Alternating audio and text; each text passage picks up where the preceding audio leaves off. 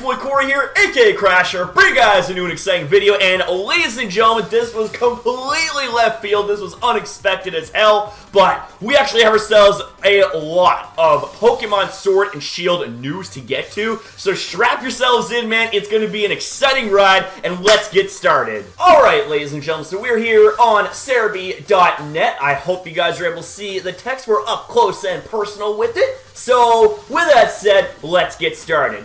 Game Informer's next issue is focused on Sword and Shield, and to celebrate, they've been allowed to release various bits of information about the upcoming games, Pokemon Sword and Shield.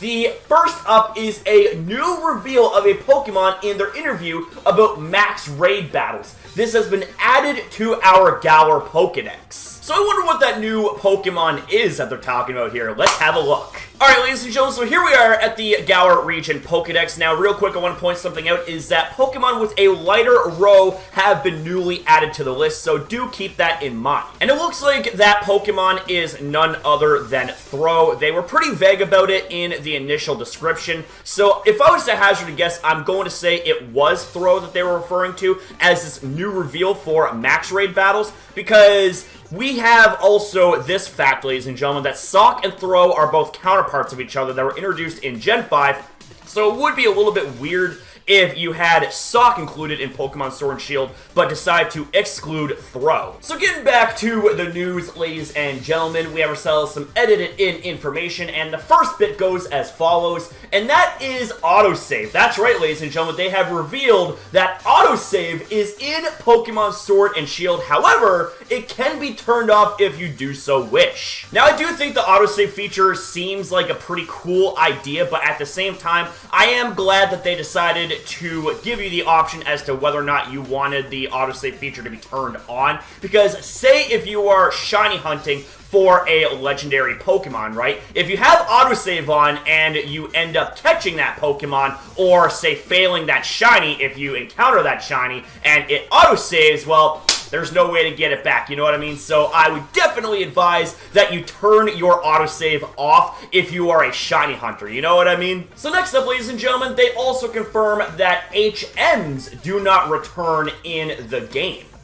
Interesting stuff. Okay, let's see what else we got going on here. They also revealed that EXP Share is automatic. Without the use of an item in Pokemon Sword and Shield, it's currently unclear if whether or not it will be able to be turned off. Now, ladies and gentlemen, I've never really been a fan of HMs. I've never really been a fan of having an HM slave or having HM moves take up move slots from various Pokemon, but I'm really glad that we don't have to worry about that here in Pokemon Sword and Shield. And as for the EXP Share, you know what I mean? Like, I gotta say, I really love that item, but I will say, admittedly, it is a pretty broken item, especially if you're like mass EXP grinding and all that stuff, and your whole party is getting growth, it's getting experience points, so if you want to have a challenge, then turn off the EXP Share, if you know what I'm saying. That is, if it can be turned off. So next up, ladies and gentlemen, we have ourselves this right here. The interview implies more aspects of a Pokemon.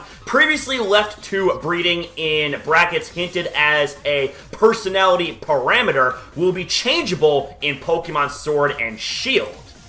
Okay, I don't exactly know what they mean by this right here, but hey, let's go with it, alright? Alright, so coming up next, ladies and gentlemen, we have ourselves, in my opinion, the main event portion of this news, so let's get to it. Alright, ladies and gentlemen, last but not least, here we freaking go, baby! Woo! There are to be 18 gyms in the game, with different gyms being in the Major League and different being in the Minor League between game versions. What? Are you serious?